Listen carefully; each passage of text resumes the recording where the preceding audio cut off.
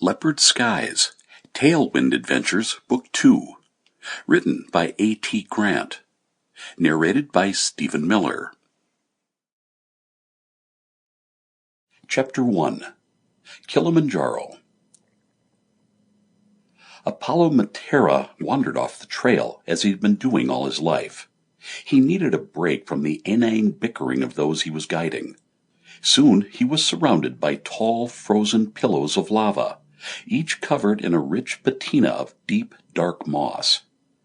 He stopped, wary of getting lost in the mist sweeping up the mountainside from the forest below. He was just about to turn. In a cleft a few feet away grew a crimson daffodil, a scarlet gladiolus. Vibrant, glowing with dew, it was the most extraordinary flower he had ever seen. Instantly he felt calm. Squatting beside it, he traced each line of leaf and petal, and absorbed the sublime contrast in color and texture to the tortured basalt. This was how it was meant to be, he told himself. What had gone wrong? What could he have done differently? And what on God's earth was he supposed to do now? Chapter 2, Dar es Salaam. The plastic table rocked slightly on the uneven tiles of the cafe floor. Marcus settled to write the questions he must remember to ask the local tour agent. A tatty tablecloth beneath his iPad advertised a long-forgotten community event, hosted by a young woman's Christian association in Dar es Salaam. Flies chased each other across the pattern. Sparrows squabbled over fallen scraps around a clutter of battered old chair legs. It felt good to be in Tanzania, even though there would be no Kilimanjaro climb. Too touristy, his boss had said when Marcus protested. Let's take people somewhere really remote this time. Kilimanjaro is like Machu Picchu or Everest Base Camp, a honeypot for travel cliches. You were the one saying swimming with dolphins in Mexico meant sick animals trapped in old swimming pools. That's not the Tailwind adventure way. Marcus remembered his disappointment, having his heart set on climbing the peak. His boss appeared determined to send him to ever further flung destinations, when the heart of their business lay in the Mediterranean. He had concluded that he must be trying to tell him something. Only a few months previously, Marcus had led a group through the jungles of southern Mexico. It was a first for the company. He had rarely felt in control, but somehow everything worked out, despite a close encounter with a crocodile.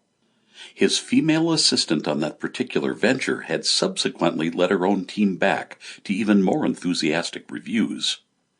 The success of the enterprise had cemented the position of Tailwind Adventure within its new parent company, the Carlton Travel Group. "We'll go where the locals haven't met white people before," his boss had declared. "That's the hook we need to get people interested. I was talking to the owner of African Dreams, our new local agents in Tanzania.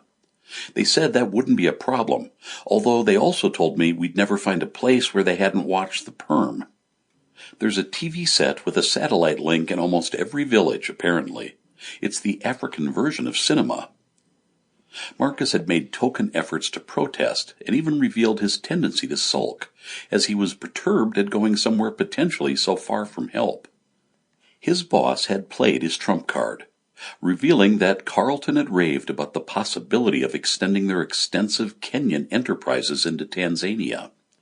Marcus had been forced to raise the stakes in the only way he had left. "My girlfriend's baby is due."